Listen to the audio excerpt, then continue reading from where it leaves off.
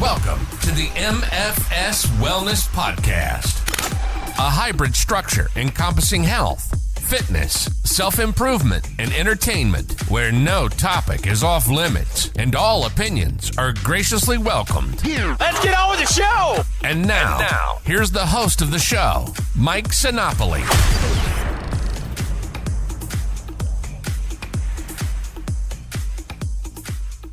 This is the MFS Wellness Podcast, and I am Mike Sinopoli. It is December 18th, which means we are just around the corner from Christmas, about a week away.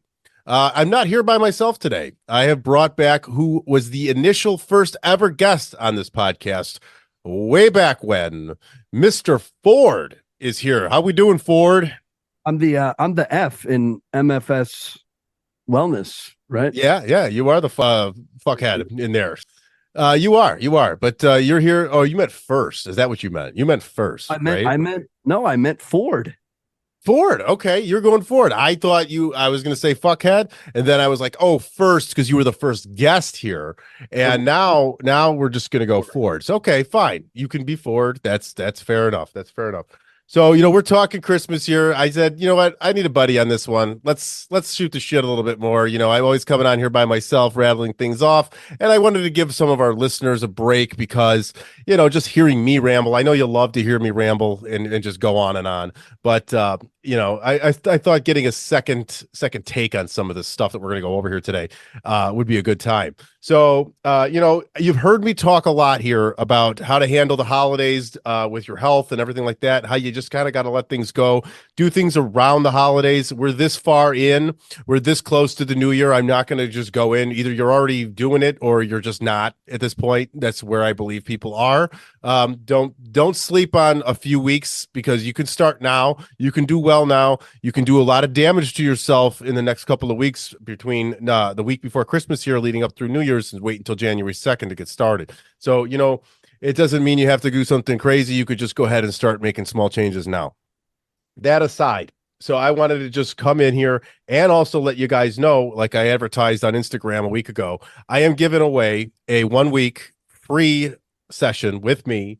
You get a 1-week custom meal plan, your macros, and a phone call with me, all set up for you to get the new year started, or whenever you're ready. So listen for the clues. You're going to hear 6 different clues, and they're going to be a scrambled up words, I should say, of a line of a movie, a Christmas movie that you may be familiar with. So the first one that can message me, either by email, Instagram, or however you want to contact me, if you have my number, text, whatever it is, first one to give me that line, will get that. And if you don't want to use it yourself, you can use it for a friend or something of the sort. So that's out there as a Christmas gift from me to you.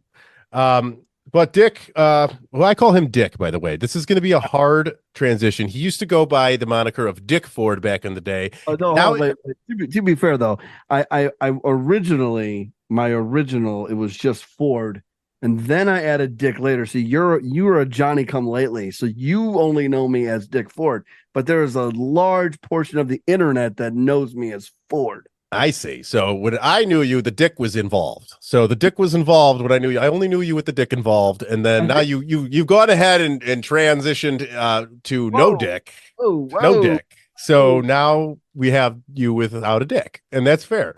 So I would like to apologize. I have the habit of calling this guy Dick or Dick Ford, but he is just Ford now. Okay, so I'm going to do my best with that. So give me some slack. At least we've cleared that up to start. So if anyone's confused, that's the reason. But I wanted to start out because somebody asked me to talk about this. I can't remember who it was, but they asked me to talk about Macaulay Culkin getting his star on the Walk of Fame. So the Hollywood Walk of Fame. Now, Dick, excuse me, I'm doing it again. See, we were on a podcast together, and I'd call you that all the time. But Ford, you're from the SoCal area. You're not too far off from the Hollywood Walk of Fame. What are your thoughts on Macaulay Culkin getting a star? What do you think? So, if I'm not mistaken, and I believe my wife, who's a lifelong California resident, if I'm not mistaken, you can get a star by, like, a quid pro quo type bargaining type thing. It doesn't always necessarily mean that everybody loves you and you get a star. However, does this person who asked you to talk about this, do you remember? Are they anti him getting a star or pro star? They never gave you that opinion. They just wanted to know our take on Macaulay Culkin getting a star. I mean, I really don't know how to think about it myself. I have a running poll going right now on Instagram. And right now, 50% are saying yes, he deserves the star. 10% are saying no, and 40% say who cares. So there you have it. I mean, the majority of people who care think he does. What's that?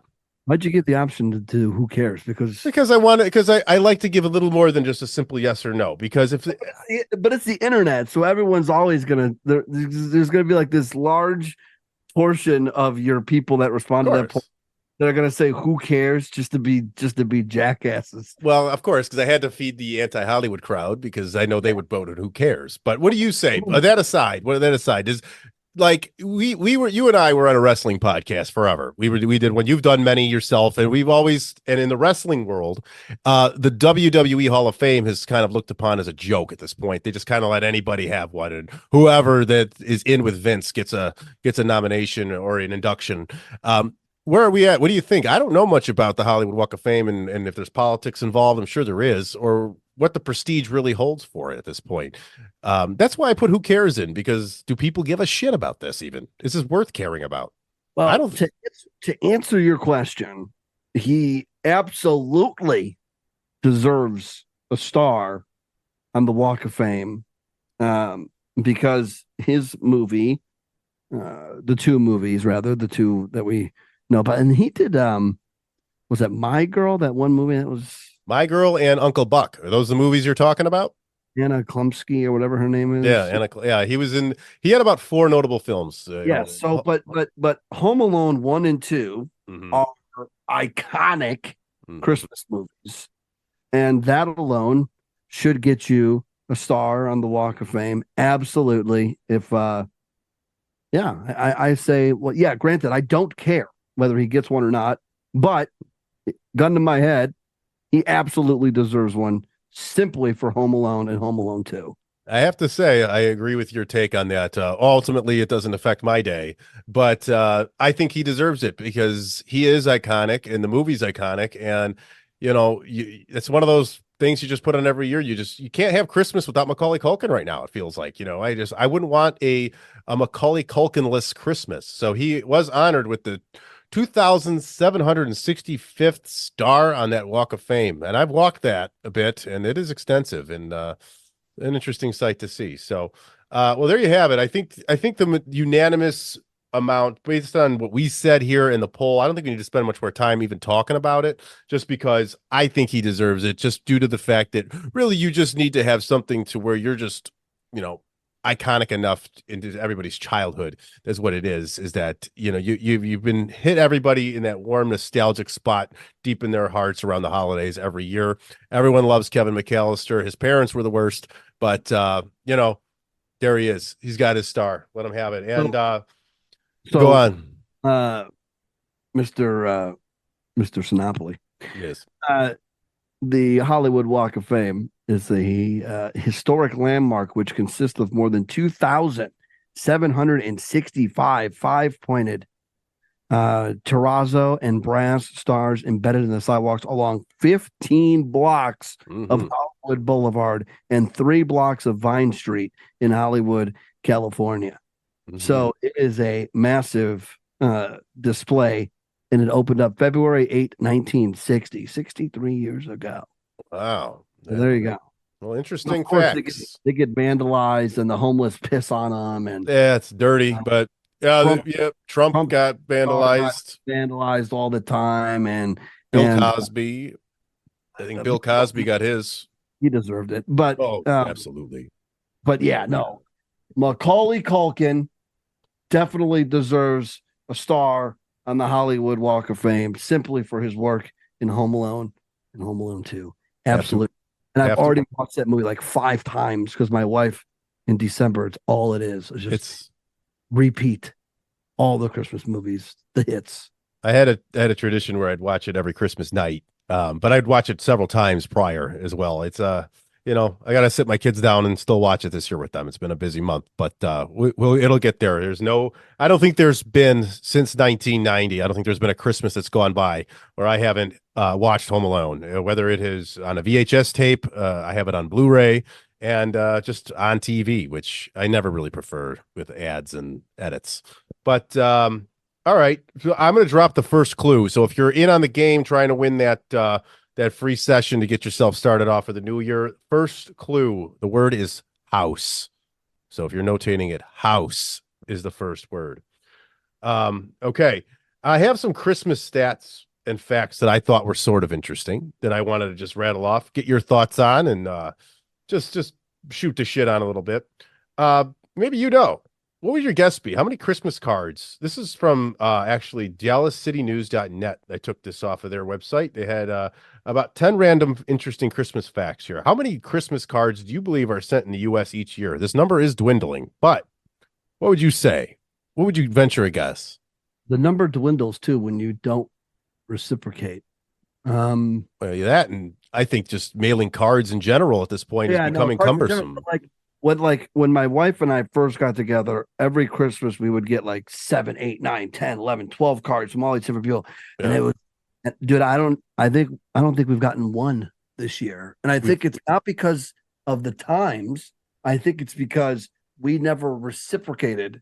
We've never done like our own Christmas card. Yeah, I think it's a combination. I think it's a combination of people now just posting it on the internet, posting it on social media, and basically everybody gets to see your Christmas card photos. People getting lazier and not wanting to do it. And, again, the reciprocation thing for sure, because we used to have a wall of them and we used to send our own out too. And we haven't done them in a few years. So you're very on point with that. To answer your question, when was this from? This is from a few years ago. So okay. All right. So it's a little dated. I didn't get the updated, but it's still going to be close. So how many Christmas cards are sent a year in the world? US. In the US. United States. All right. I'm going to say, I'm probably going to be way off, but I'm going to say 1 point. No. I'll say 5 million. You are way off. 3 billion. Oh my God. Yeah. Because you got to remember, one person or family is sending 20, 30, 40, some of them to people. So 3 billion cards are sent each year in the U.S. It says, Kira, that Christmas trees have been sold in the U.S. since 1850. I don't think that's very interesting, but that's a notated fact. It takes 15 years to grow the average Christmas tree if you are buying a real one. We're going to talk about that later. Alabama was the first state to officially recognize Christmas in 1836, and Oklahoma was the last in 1907. That blows my mind that there's a state in the United States barely even 100 years ago not even recognizing Christmas.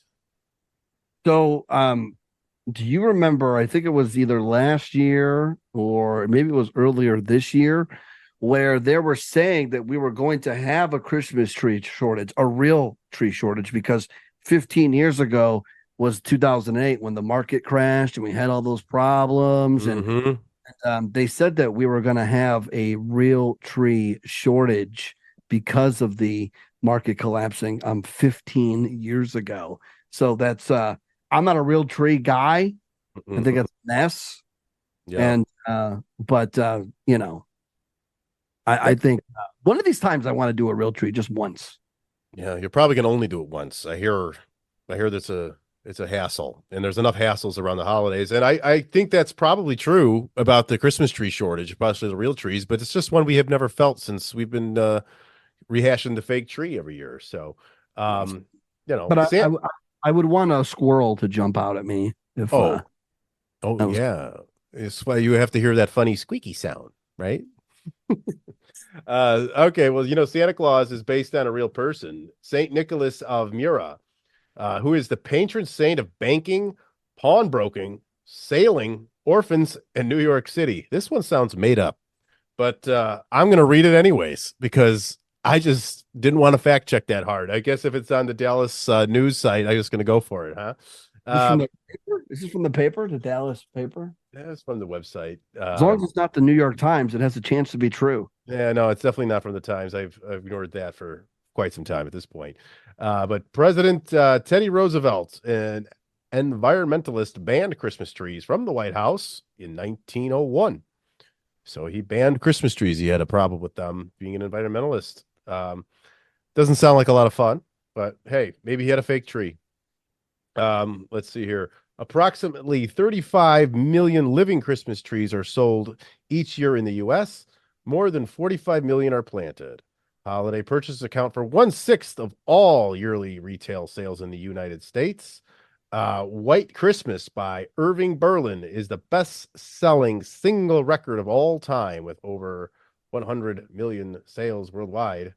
And here's one I thought was kind of interesting, and I had to do a little math and wonder how they got this number. All the gifts in the 12 days of Christmas would equal 364 gifts. Now, I had to do the math because if you think 1 + 2 + 3 + 4 all the way up to 12, that ain't that much. But you have to remember, on the 12th day of Christmas, they were given all the gifts. On the 11th day, they were given all the gifts but the 12th, right? So you had to add those numbers up, and it totals to 364 gifts. That's interesting. Yeah. And at this point, I'm going to drop our second clue from the sentence from the line of a movie, and that is is. So are you allowed to give out the first clue again or no? I'll do it one more time now, but after this, that's it. I'm only going to give it out one time. Okay. So the first clue was house. Okay. And the second clue is. Okay. So now, these words jumbled? They are jumbled. So you Okay. have to write down the words. Gotcha. And then unscramble them to make a line from a famous Christmas movie. Okay. So that's there, and we'll get back to the remaining clues later. I have a few other interesting facts. This one's from americamp.co.uk. At least 15,000 people are sent to the ER over Christmas. Now, I don't know if this is worldwide. Christmas is viewed as a wholly positive time of year whereby optimism reigns supreme. However, at least 15,000 casualties are reported each year. This is kind of dark, like from precarious balance with hanging Christmas lights and clumsiness while taking things out of the oven, contributing to thousands of Christmas calamities. Moreover, dried Christmas trees, another reason not to have a real one potentially, spark hundreds of fires, kind of like the movie we were just talking about, an average of 17 deaths and $13 million in property damage annually. So those real trees have caused fatalities and a lot of monetary issues on property. What do you think about that?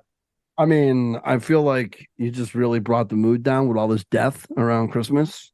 Well, but you got to think about it. I mean, death does not take off for the holidays. No, the Grim Reaper works 365, 366 on leap year, man. He doesn't miss a minute.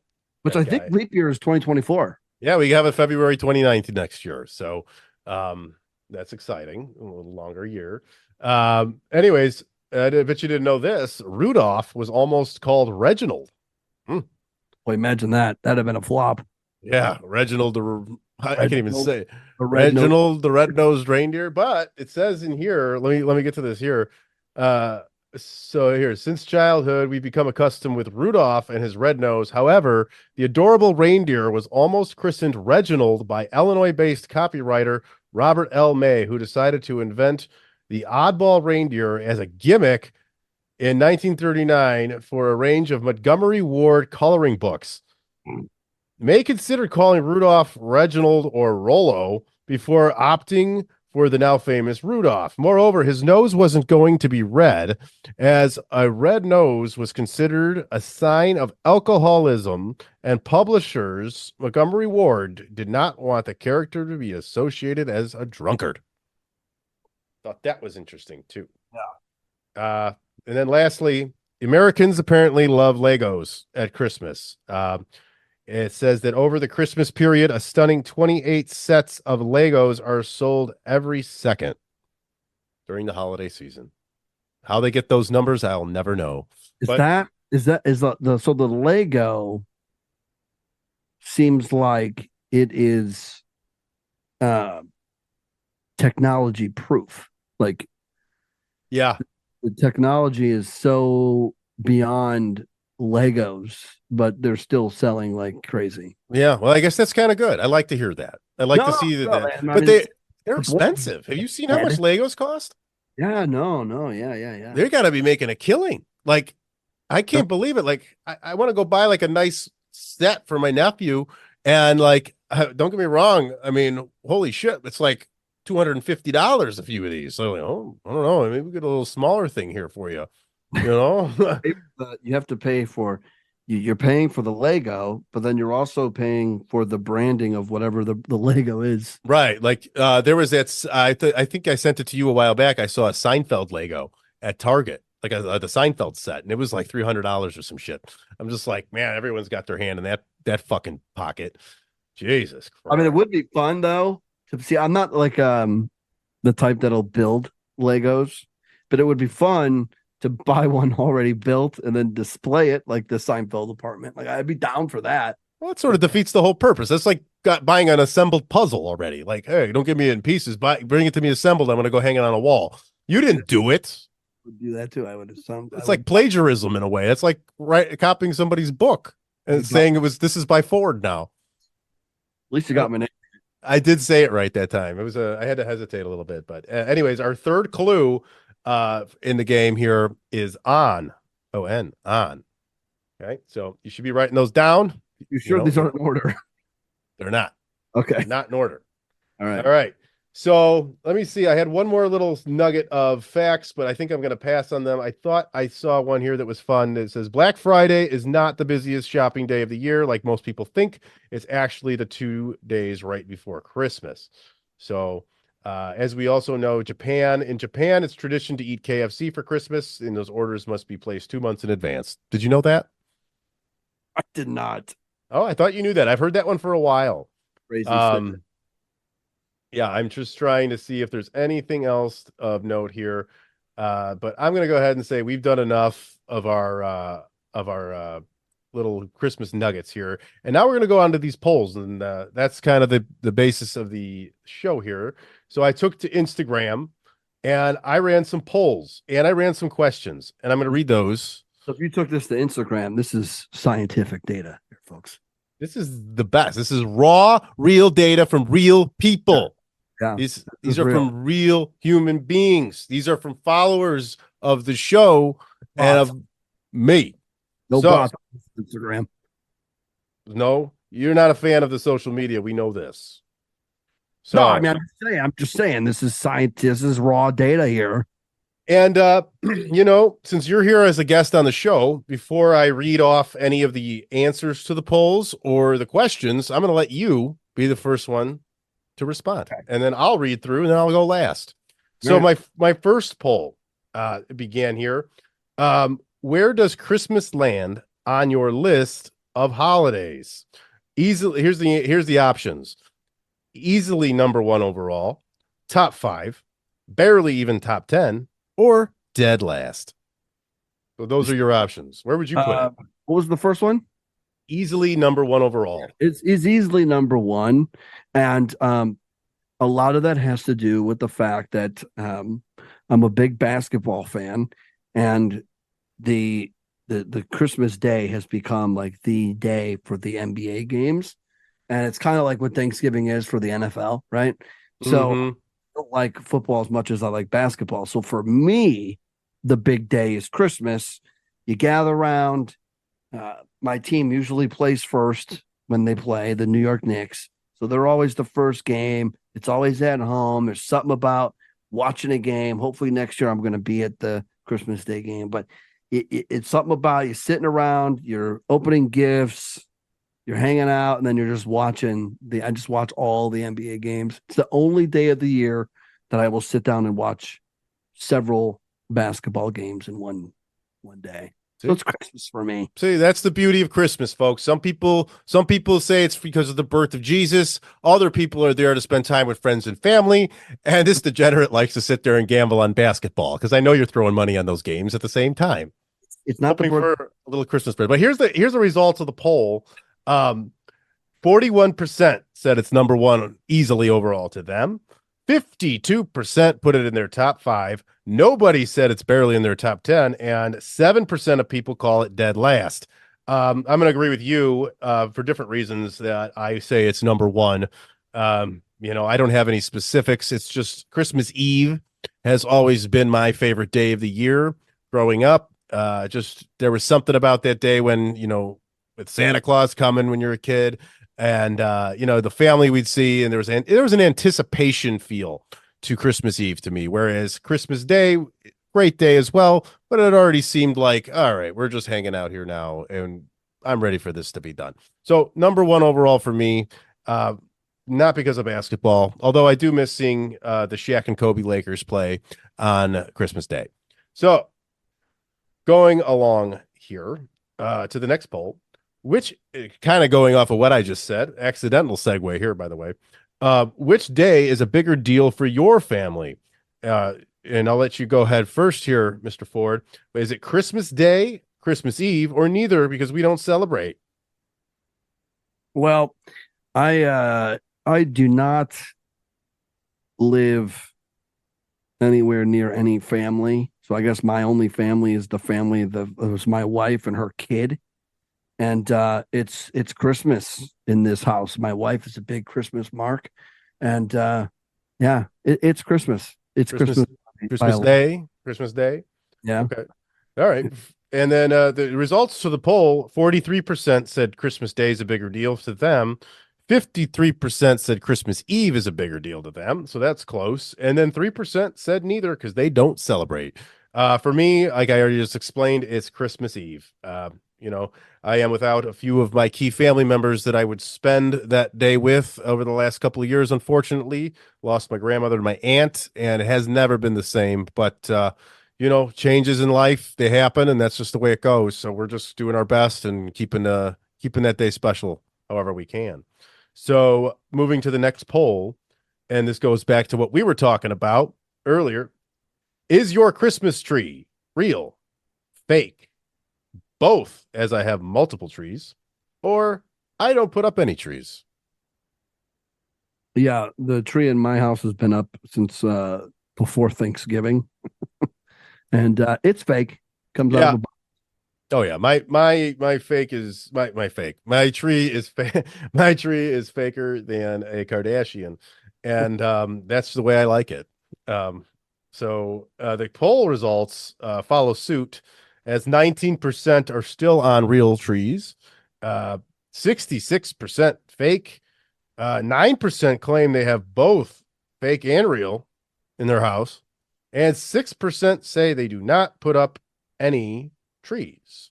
Did any of your polls here ask about the white tree?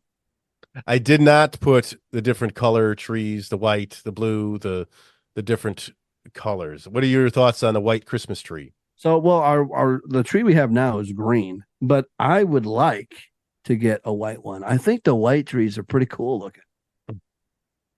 I think they do have a good, a festive look to them. I agree. I have to agree with that. I don't hate it. I don't know. They can snow, right? Like it's like snow. I'd rather have a green tree with like that fake dusted snow as opposed to it. I can see my favorite tree of all time is my uncle Jim. He had a real tree every year. He was the only person in our family that did a real tree, and there was something nice about it the way he did it. But again, he's a special dude who can do a lot of stuff. So, yeah, but I get what you're saying with the white tree. It has a cool look to it. I would not do it as my main tree, but maybe as a secondary tree if I ever went to that route. But I now want to give my fourth of 6. So you should have 3 written down at this point. And the fourth clue is your, Y-O-U-R, that version, your, the possessive version. That's the fourth clue. So you have 4 words to make a sentence from a line from a movie around Christmas, and you'll be getting 2 more of those to complete. So I took a little break from polls and asked a question. a few questions actually, so we're going to rattle through those. Don't worry, I don't have too many answers here, but a good enough participation to kind of blast through. And Mr. Ford, you can answer this first. What is the best Christmas present you ever received? Can you rattle off anything off the top of your head? Whether you were a young little tyke still in your Hulk Hogan underwear, running around the Christmas tree with your little pecker, just sitting behind your butt cheeks, pretending to be a girl, whatever it is that you do. I don't know. I just made up your whole childhood right there, and I mean, I'm not. That's not. I was born in the '80s. You made me a child of like now, where they're trying to. Yeah, I'm a little out there with that. So yeah, no. Back in my day, you Ugh. stayed in the closet. So to answer your question,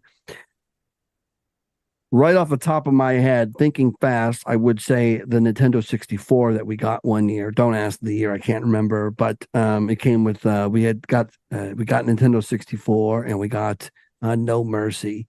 Same year, so it must have been 99, maybe. Must have been 90, and you got it a little late then because that system came out in 1996. Yeah. And then yeah, I think we're gonna go with I've had my wife's got me some bangers over the years, but yeah, we'll go with the N64. Okay. Well, that's a good one. And mine's kind of similar. Because mine was in I think 2001 and I had no clue it was happening, but I got PlayStation 2. And it was very hard to get one at that point. And what was I, about 18 years old? So I'm not into the Santa Claus thing at that point. So it was from my mom, and she was at a store and said that I didn't ever remember them doing this. I think they'll ever do this again, but they made an announcement at like a Target or somewhere or wherever it was that they had available PlayStation 2s at the desk. And she was in the checkout line, so she was right there. And she said that she was able to walk over first one there and get it. And I was not expecting it. And I didn't even have a DVD player at the time because one of the gifts I got, and it was the DVD of the movie Scary Movie. Do you remember the movie Scary Movie? The fucking spoof. So I didn't have a DVD player, so I opened that first. And I'm just like, well, I got a DVD. How the fuck am I going to play a DVD? And sure enough, a few gifts later, bam, there was PlayStation 2, which doubled as a DVD player, which was a bigger deal than you might think right now. So you know, a DVD is a dying media, right? Oh, it's dead in my book. It's actually dead. I'm talking about 20 years ago. No. I'm just speaking a general statement that it even the Blu-ray, like the DVD. Oh yeah, the whole thing is gone. It's all streaming now. We swear. Yeah, you could swear. Say whatever the fuck you want. All right, it's fucking dead. It's hard to imagine because I used to work at Best Buy years ago. So 23. I actually worked there when 8 Mile came out, whatever year that was, and I worked in the media department, and so like DVDs were like the livelihood, the bloodstream of that and CDs, right? Oh yeah, the disc, man. The discs. And now to think that Best Buy is no longer selling DVDs. It's wild. It's crazy to, we're 40 and it's crazy to now at this age that we start to see and feel these changes and it date us now. And it's crazy to feel that. The first thing, think about this. Is that the first media in our lives that became popular and died all in our span? Yeah, I think it has to be. I think it has to be the only one that I'm thinking of because VCRs already existed. Cassettes were before our time. Well, I mean, would you count something like the Laserdisc? Or is that just a failure? Because the Laserdisc was kind of a failure. Cassettes were already around. I want to talk about things that actually made an impact. I think the DVD might be the first thing that really that literally became something in our lifetime and then has already died in our lifetime. Yeah, I can't think of anything else off the top of my head without sitting here in stunned silence and boring the shit out of everybody for a while. But if anybody, message us. one. Yeah. Yeah, message us if you can think of something that died, I don't think lived so. and died in your lifetime. So that's kind of a, yeah, it's kind of a factor that ages you a bit, right? Like you just kind of feel like, oh shit, like I don't feel old. I don't feel old either. But you know, like there's a meme going around with Marv, from Home Alone. Was it Marv? Yeah, Marv. And it says if you were born before 1990, you're older than Marv. And I'm like, holy shit, I'm born in 1983. I've been older than Marv for 7 fucking years. He still looks like older than me in the movie. Yeah. We're talking about Daniel Stern. Yeah. Yeah. I know what you're talking about. Yeah. You know, so I'm just like, I get blown away because I still feel like a young kid sometimes, you know, like maybe we just had this perception of these older people, and it's just a generational thing that we think they're supposed to be a certain way. We're just stuck. We're always in our generation, so we just feel young. I don't know. Well, see, the thing is, like, I'm thinking back to like when I was young and somebody was 40, you could usually tell they were 40. Right. You know, people have no idea I'm 40. They're like, No. you're what? Yes. I'm like, yeah. They're like, dude, you look like you're 28. And I'm, yeah, no, I'm 40. I get that too, man, all the time. And it's wild. And it's like a 40-year-old looked in 30 years ago looked so different than a 40-year-old does today. You know, we could talk about guys that like I said, the wrestling comes up between him and I because we used to do a lot of wrestling podcasts. But like, if you look back at, like, I'm going to say, and this is going to bore some people, but Harley Race, go look up Harley Race from like 1988. I think he's 44 years old. And then go look up John Cena or AJ Styles right now, who are about the same age. You're going to be like, that looks like their grandpa. And I'm just like, holy shit. It's about how you take care of yourself. It's about the times and how you hold yourself. But we're getting way off base. So that's fine. So remember, we're talking about the best gifts we got. We went all the way into video games, now into wrestling. As you can see, we haven't grown up because those are the things that we're talking about here that we thought 40-year-olds don't talk about video games and wrestling. That's for kids. Oh, you know what? You bring that up. Hold on. I'm going to slide in one more thing. You know what's funny is because a 40-year-old, when we were kids, did not have video games like we have video games. So True story. I will be playing video games at like 65, 70 years old. And it's completely acceptable for me to be playing.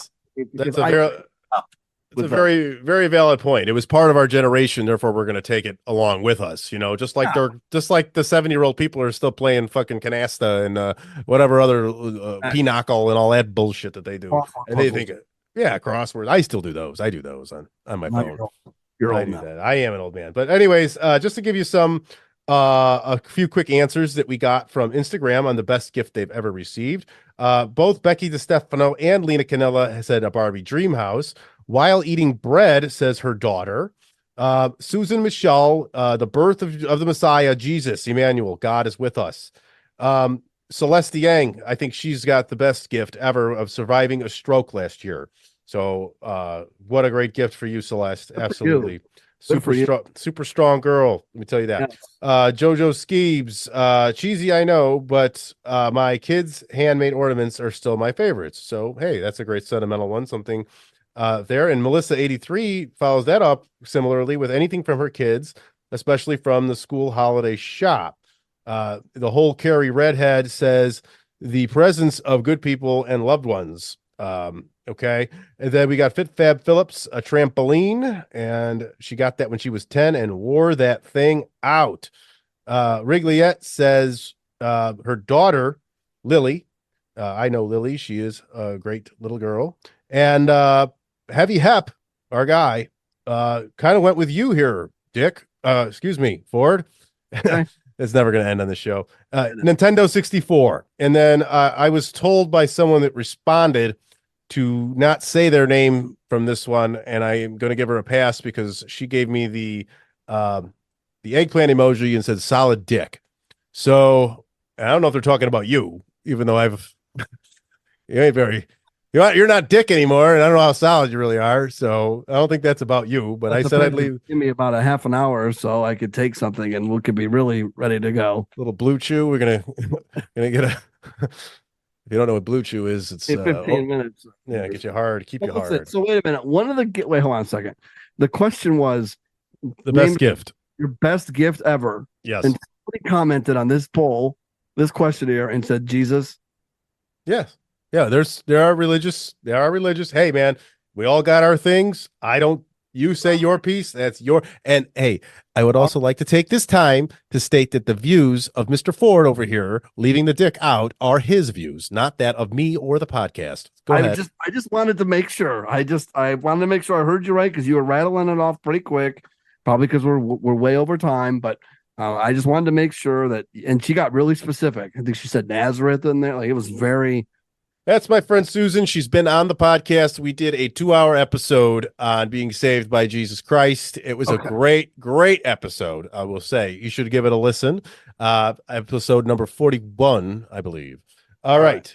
So anyways, now we're going to go with the worst Christmas present you've ever received.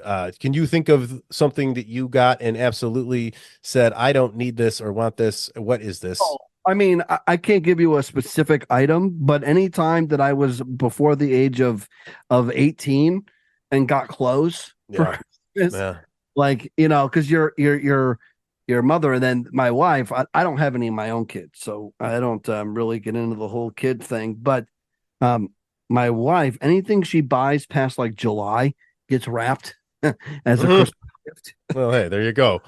Yeah, so like anything, it literally could be anything. And she's like, "Oh, I'm gonna wrap it. I'm gonna wrap it for the kid." But yeah, when I was a kid, man, getting clothes, you know, that wasn't my mom just did it all the time. You know, it was just clothes every year. But so yeah, the clothes, I think, opening up, and you could always tell because the box had like that flimsy rectangular piece of shit. Yeah, it's the white box. Yeah, and yeah. Like that flimsy. The corners were all kind of like flimsy, bent in, and you're like, "Oh, this is going to be a shirt or a pair of underwear, a package of underwear." You know, you knew it was going to be clothes. Yeah, it was most definitely a sweater in there. Yeah, and it's got the one tissue paper folded in, and you knew it was clothes. So yeah, I would say clothes. Okay, that's probably also going to be mine because I appreciate all gifts. I will say that my dear aunt that lived in another state for a few years forgot how old I was and would send me gifts that were far too young. I was maybe 14 and I was getting maybe 3 and up type stuff, but I appreciated the thought. And if anyone from my family is listening, that is not a knock. It's a great story, and the thought has remained with me and always appreciated to send gifts from out of state. So to go to the Instagram crowd, Celeste Yang chimes in again and builds off of her best.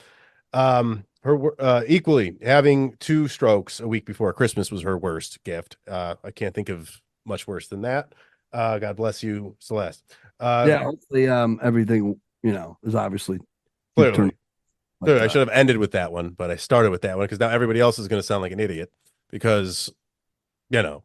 So anyways, Melissa 83 just says any gift is appreciated. I can kind of get down with that. Come on. I know. Time out. Come on. You want to talk I know. Cop out answer. Who was that? Melissa 83. Come on, Melissa. You can do better than that. You know you've gotten some shit you don't like. 83 represents the year you were born. So you're the same age as us. And you're going to sit here right now and you're going to tell us that come on, you didn't think that when you were 8. You didn't think that when you were 9. Get out of town. All right. I think Melissa's had some pretty shitty gifts. She just don't want to talk about them. We're gonna have to crack this nut open a little bit more. The glam pilot, socks and underwear as a kid. Now as an adult, I want socks and underwear. So hey, I guess I actually could use socks and underwear myself. You know, I actually could have used some tight briefs recently because I just got a vasectomy. Yeah, we're putting that out here. We're gonna say whatever we want, and I don't normally wear those. I wear loose boxers because I need things to be free flowing and comfortable, aired out, and staying hygienic downstairs. And I had to wear that was the worst part of the vasectomy. It wasn't getting a shot in the dick. It wasn't tugging away on my nuts. It was having to wear briefs for a fucking week. That wasn't the worst part of my vasectomy, but well, my worst part was the tugging. I don't know, man. Mine was scalpel free, so I don't know what they did. I didn't feel a thing. Did you have to wear a mask? No, I didn't have to wear a mask. See, so I did mine in the middle of COVID.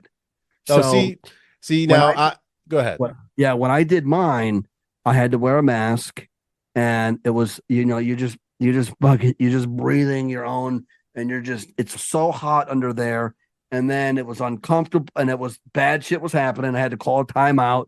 They had to bring in some water. I had to drink some water, and it was not a fun experience. I would much prefer wearing briefs than going through that. Interesting. See, now for me, I just sat there thinking the worst, and I took a Valium, and You cheated. I don't care. I said, fuck it. They said you can either do the Valium and get a ride home, or you can not do it and try to drive yourself home. I said, fuck that. I'll get a ride and I'm going to take the drugs. So I did. And I was peaceful. And you know what? I talked to the doctor the entire time about nutrition and all the shit that I did. We had a whole full-blown conversation. I felt nothing minus a minor little prick on my prick. And what's that? What'd you call me? I don't even know what I called you. I said prick, not dick. Oh, okay. You understand that now. So yeah, I gave myself a vasectomy for Christmas, folks. I know I did have 2 scheduled before this previously, and they both got canceled. I was like, maybe one was a double booking and the other one was because of COVID, because it was early COVID. And they said, you can't come in because it is not a necessary procedure during this time, which is total horseshit. But hey, whatever. Things happen the way they do, and it's done. Now, enough of that TMI, and we'll go back to this. Let's see. Susan Michelle says the worst gift she got was a bottle of lotion encased in a Jell-O mold. That was my husband, then boyfriend, who gifted it. So a bottle of lotion encased in a Jell-O mold. I don't even understand. It's the worst gift, and you still married this guy. Yeah, she loves her husband there. Emmers Alden says a beaded doll making kit when I was 16. Okay, so I see that maybe it was the age, because that's kind of like what I was talking about, getting something that's way too young for you and you've grown up, but you got something because people haven't realized that you've grown up. Because my daughter would love a beaded doll making kit, but she's 9, and Emmers here is 16. The whole Carrie Redhead says a flashlight and a recycled business pen. LOL. I don't know. I mean, giving it. I hope whoever gifted you that is no longer in your life. Yeah, Carrie, I don't think you should be talking to this person. Mike Kozik says a plastic football coin bank. That doesn't sound right. very. You know what? I could see a glass coin bank being cool. Maybe a football shaped glass one, or a ceramic. But a plastic one, it's all flimsy. You probably can't get the quarters in. It's probably. Did it have a logo on it? Was it for at least a team orientated bank? It doesn't say. Paige Ray Fitness says socks. LOL. Wrigleyette says empty stocking. So no one likes socks. I actually bought my girlfriend's socks this year. I don't know if I got her a lot of other stuff. I think she really liked the socks I got her too. I don't know. Yeah, I mean, well, again, as you're an adult. Yeah, those warm fuzzy socks, whatever. Those but are anyways, more acceptable when you pay taxes. When you're a young child, clothes are the last thing you want to open. No, exactly. At this point in life, you know what everybody wants. We just want cash. So, anyways, if you get anything, Fit Fab Phillips did not like the clothes that she got from her grandma. That's what she's stating here.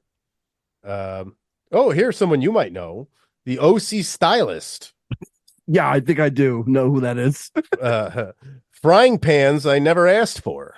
Oh, that was a couple of years. That's can I break the kayfabe on that one? You can break kayfabe. Go for it. Okay, so the OC stylist is my wife, and those pots and pans were from her aunt, and we regifted those to somebody else. I thought they were going to be from you. I thought that was your bullshit gifts. No.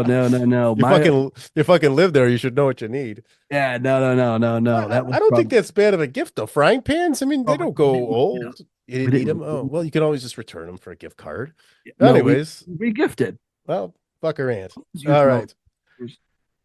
My Locky, a re-gift of a gift you gave to the person regifting it to you. So re-gift. She must have gotten a gift that she gave someone and he got it gifted back. That's what it sounds like. And then Becky DeStefano chimes in again with everything we've been saying. Clothes when she was a kid. So there's that. There was that. Now we have back to polls. I did a few more polls, and then we do have a few more questions. I kind of went back and forth with it. Which is the best of these movies? Okay, and I'll let you go first, Mr. Ford. A Christmas Story, It's a Wonderful Life, Home Alone, or Christmas Vacation. I chose these personally because to me, these are four of the most iconic Christmas movies that I think kind of span a lot of different eras. So, you know, so what do you say? Christmas Story, It's a Wonderful Life, Home Alone, Christmas my Vacation. favorite? Yeah, out of those. Oh, it's Christmas Vacation. Christmas Vacation. Yeah, and I'll tell you why. I'll tell you why. Let's hear it. I like physical comedy. Mm-hmm. There's a lot of physical comedy in there, and so is Elaine Bennis. Yeah, Elaine Bennis is in there. I don't know, Marco. Why there's water on the floor? Is the carpet all wet, Todd? I don't know, Marco. I just watched the movie last night because, like You know I said, I watched it on Saturday. It never gets old, and it's funny that, like, you know, when you're casting in a movie or you're getting into a movie now, Julia Louis-Dreyfus, Elaine Bennis, was relatively unknown at that point. She was not the household name that she became from Seinfeld, and I don't even know the actor that played Todd. But like, to think that's like, it's kind of cool to like kind of get thrown into a role, and then 30, 40 years later, people are walking around. They got those ugly sweaters that couples wear. Did you ever seen those? I just saw the one that you're about to mention. Right, with the quote about the carpet and I don't know, Mark. I saw that. Yeah, so it's like kind of funny. Like, hey, that's like that one line. It's kind of like Naked Gun. That one guy that stands up and he goes, "It's Enrico Palazzo." You know what I'm talking about? It's nothing like that. Yeah, I mean, he was just a guy. He stands up, but like it's like a big, like everyone remembers it. That line does not hold the same. Are you kidding me? That line is classic. I'm going to buy a shirt that says "It's Enrico Palazzo," and come on, you just compared the Margot line from Christmas Vacation to Naked Gun 33 1/3. If you want my personal opinion, the guy that stands up and points and says "It's Enrico Palazzo," I think that's a funnier line, personally. I love Leslie Nielsen, by the way. He should have done. I like that movie. Should have done a Christmas movie. But listen, like, you're just, they're not on the same level. All right, so here's the results of the poll. A whopping 3% said A Christmas Story. I think that's the most overrated Christmas movie, personally. I don't think it's bad. I just think it's overrated. It's a Wonderful Life, 28%. Home Alone was the winner of the poll at 38%. And Christmas Vacation came in at 31%. For me, I think I have a 1 and 1A, and it's not very exciting. It's Home Alone and Christmas Vacation. And I basically say that my favorite one is the one I'm watching, and that's it. So while I'm watching Home Alone, that's my favorite. If it's Christmas Vacation, you know what? I've always said Christmas Vacation just because I feel like that's an actual Christmas movie, whereas Home Alone is a Christmas movie, but it's more of a movie set at Christmas.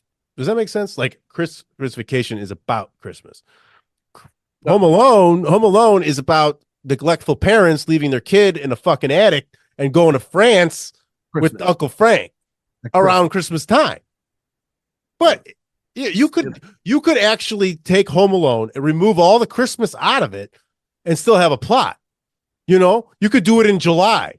Yes. No, I mean, they just happen to be going for something else, some summer vacation. Yeah, you know what I'm saying?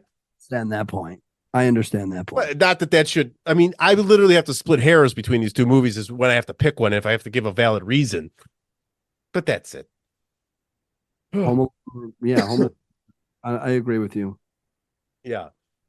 So, anyways, that was my other poll, and I think there's a couple more to end it. But I have a couple of questions that I asked, and this is going to start closing it up here. But I did have to say this: I did the worst, best, and worst gifts. Now, I want to know from the gallery and from you, Mr. Ford, what's the greatest Christmas song? Well, mine's a little okay. So I'll tell you what. Okay, let me tell you. I think the Grinch song is the best Christmas song.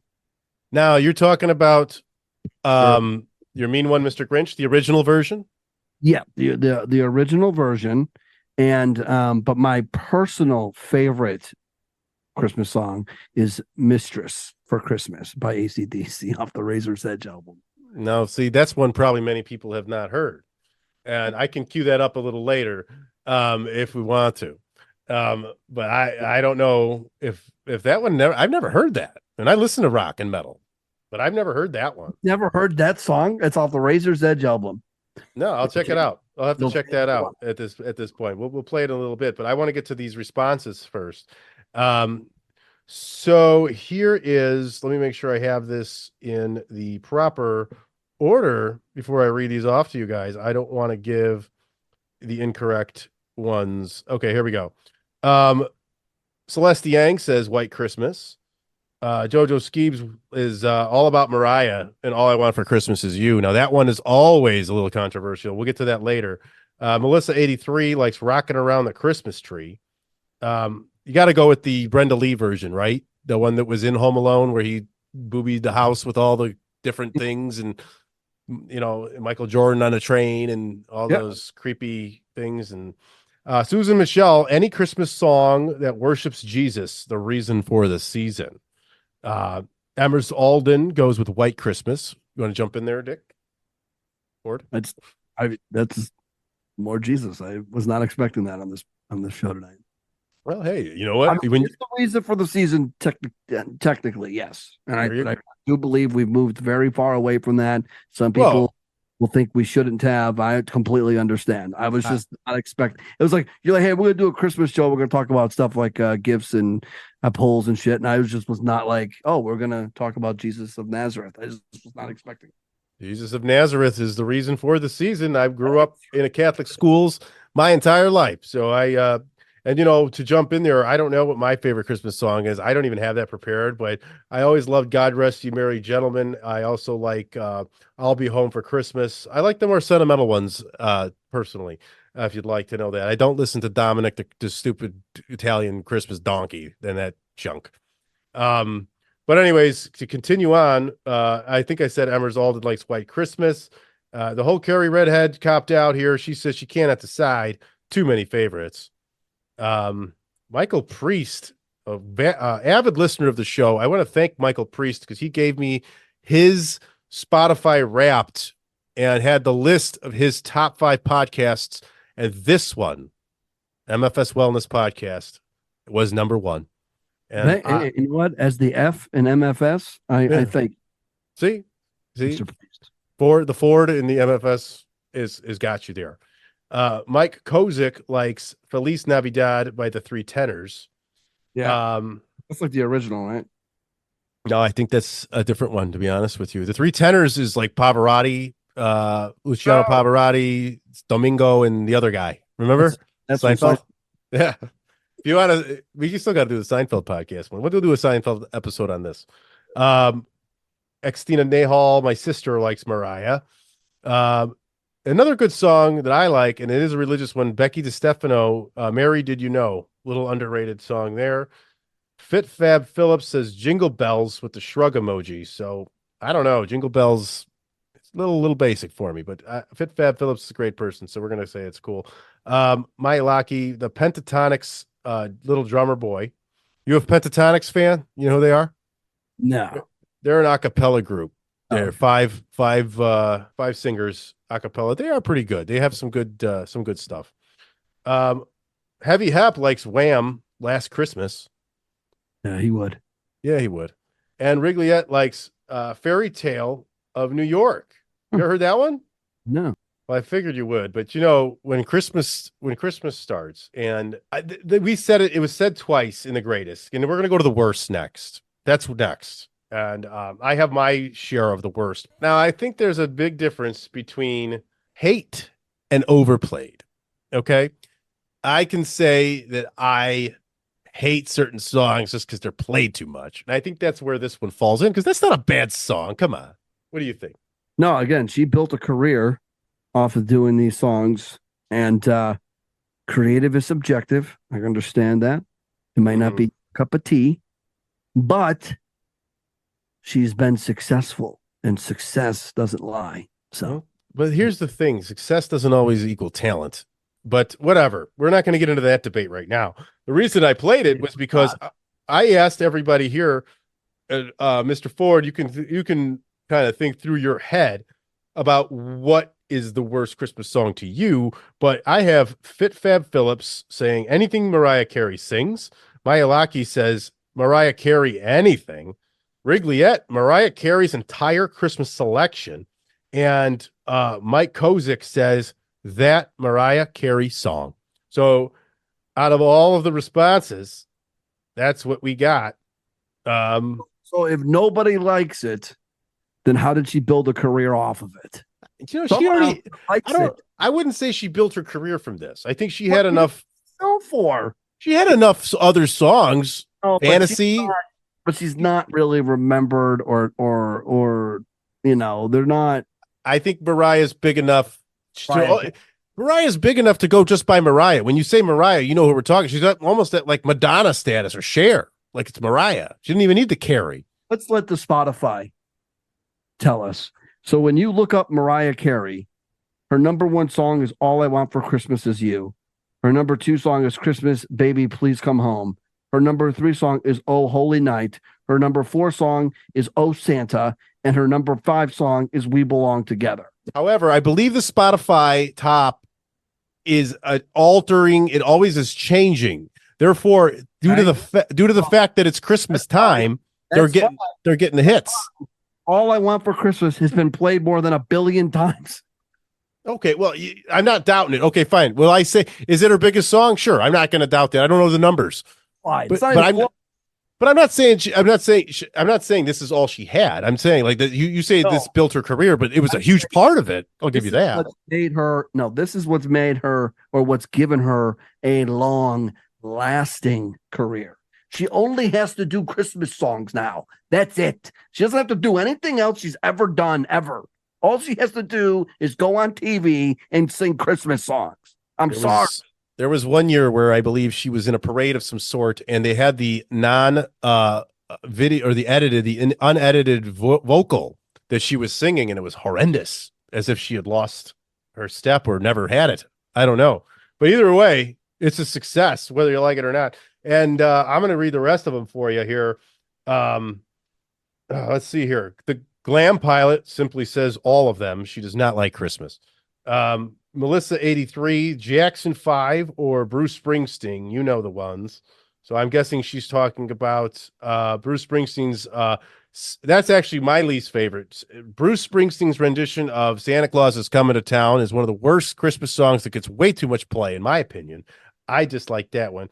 And Jackson 5 must be I Saw Mommy Kissing Santa Claus. What do you think of that Springsteen one? Never heard of it. All right. You probably have. It's awful. Susan Michelle says Feliz Navidad or Rockin' Around the Christmas Tree by Leanne Rimes. I loathe them both. I can see loathing Leanne Rimes. Yeah. She's not very fun. Fun. Yeah. I mean, hey, we all have our opinions as Emmers Alden also does not like Blue Christmas. I like Blue Christmas by Elvis. I do. The whole Carrie Redhead Last Christmas. That's the Wham song we heard from Heavy Hep on the other one. Angie Sapp does not like Feliz Navidad. And Michael Priest, who said he likes all of them, just doesn't like anything George Michael, which would mean probably the Wham song, which seems to get similar reaction as the Mariah Carey track, as you either love it or hate it. Let's see here. Becky DeStefano does not like Santa Baby. I don't like that one either. Not at all. Body by Yoli, The 12 Days of Christmas. That guy was obsessed with birds, she says. I have to say so. Tam's Lion Den, who has been on the show before. Simply Having a Wonderful Christmas Time. That song blows. That's by what is it? Is it by one of the Beatles? Couldn't tell you. Lennon? Something or McCartney, I think. And then here was one, Celeste Yang, Stroke Survivor. Lil Jon's rendition of We Wish You a Merry Christmas.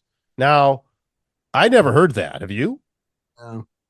So I went to look for that up. I think she might have the track, the song title incorrect, because I found a Christmas song by Lil Jon along with Kool-Aid Man. Who's Kool-Aid Man? The guy that bursts through the wall and goes, Yeah, "Oh, I yeah." don't think that's him. I don't know if I hated it. I was right with the Kool-Aid man. You thought I was being funny. I was trying to be funny. I never know with I these. was trying to be funny, and I ended up being right. You were right, and the Kool-Aid Man, yeah, is exactly that. The actual the graphic, the album graphic, it's Lil Jon featuring Kool-Aid Man, and it is sure enough a drawing of Lil Jon himself and the Kool-Aid Man bursting through the album cover and Never saying, heard "Oh yeah." I don't know. I never heard that before. I didn't hate it. Oh, I didn't hate it. Little John. I've heard worse. I've heard worse. It's Little John. That's a Little John song. It just sounds like Little John. If you're not a big fan of Little John, then yeah, you're not gonna like that. Yeah. Let's finish her up here. Because I have a clue for you. Okay. Fifth clue. If you are just tuning in, which you shouldn't be because this is a podcast, and and the fifth clue of the line from a movie. Yes, the 59-minute mark. Yeah, just jumping in. We're not live or nothing. Fifth clue is Clark. Clark. That's the biggest clue yet. Oh, that you just gave it away with that clue. Well, it's not about trying to get it. It's about I'm going to promote this thing, and I want some people to hit some ears to this podcast so they can win some shit. I'm not making it that difficult for them. They just got to listen the whole way. They got to listen the whole way through to get all 6 clues. You've got given 5 of the 6, and you can probably fill it in by now. Hopefully, you didn't jump into the podcast at the 59-minute mark, and you're the first several clues. Yeah, well, they can just kind of go back and forth then, because that's how it works now. Okay. Going back, and we got one poll and one question left. You obviously don't need to answer this one because I know the answer is probably no, unless you're still doing it for your wife's daughter. Do you participate in Elf on a Shelf? The options are yes, I love it, yes, but I dislike it, and no, fuck that little prick. Wow. Now, I'm going to guess fuck you that don't. Little prick won the poll. You guessed correctly. Fuck that little prick. 72%. Of course. What did I just say? What did I say at the top of this? Yeah. What did I say? What did you say? Negative, funny answer, and they're going to choose that one. Yeah. But hey, whatever it is. And then 20% said yes, but they don't like doing it. I'd fall in that. And 8% say they do it and they love it. God bless you. So is my assumption correct? You don't do anything Elf on the Shelf related? Here's the funny thing. No, not anymore. The wife's kid is 13, going on 14 in March. However, the wife's kid still believes that Santa's a shoot. Really? 13. 13 and still believes in it. Now either she still believes it or she's working us. She's working you because you get more presents. No, because the other day she goes, I'm going to stay up late. This is the year that I'm going to stay up and get to see Santa. Because we always tell her, you could stay up, but you have to lay in bed to stay up. They crash, right? Boy, she is on her last legs for this. So she's working us or she still believes. But no, there is no Elf on a Shelf. Nope. We do it. Actually, there's a much younger. I got to move my 9-year-old knows I blew it. I blew it this year, guys. And I'll tell you how I did it. I got all the Christmas boxes out. Last year, I must have placed the elf in a different spot in the boxes because I opened up a small little box and right in front of my 9-year-old, and sure enough, there was the elf laying dead right in front of her. And she kind of said she knew, so I didn't feel that bad, but she kind of wanted to still play. She still plays with it and does it for her little sister who because now she could be in on it now. She's in on it now. She's a little bit in it, but it was time. It was time. So I don't feel that bad. She's 9 and that's what it is. So last question here, and then one more clue and then we'll end it. I just simply asked, what does Christmas mean to you? I'm going to go through the answers while you think of that, Mr. Ford. You can chime in on any of these you want. Some of them are pretty simple, so we'll just breeze through those. Jojo Skeeves says family.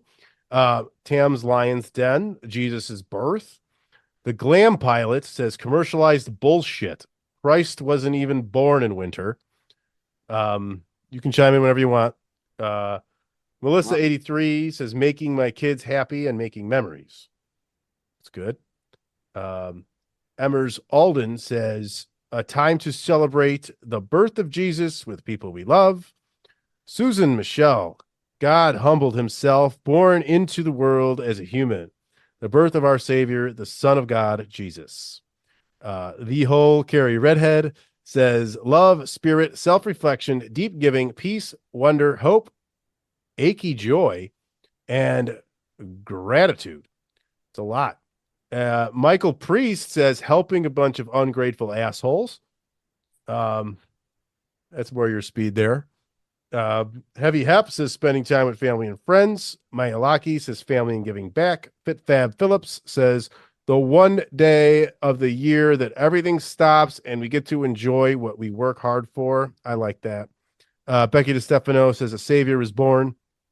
And Xtina Nahal, my sister, time with family and the birth of Jesus. I have, I'll let you go. Then I have one other one to read. It was longer. No, read the other one. Okay. Unless you want me to go. No, go ahead. Well, I have to search this one out. No, I mean, I was just gonna say, spending time, giving gifts that make others around you happy. Getting gifts. I'm not gonna lie. I like getting stuff too. And NBA basketball, man, like 4 or 5 games. It's great. Yeah, I hear you, man. And for me, it's honestly that time of year that gives you that kind of that slow down time. It was kind of mentioned there before. I think I forgot who had said it, but it was mentioned in there. Time to slow down. I think Fit Fab Phillips said it. That we just can chill. We have the permission from our busy ass society that's greedy as fuck, constantly forcing us to feel busy, constantly making us feel like we got to compete with the next door neighbors, constantly comparing ourselves on social media. Let it be a time where we can just sit the fuck back and enjoy our family. Let's not worry about impressing people with gifts. Let's not worry about how much money we spent on something for whatever it is.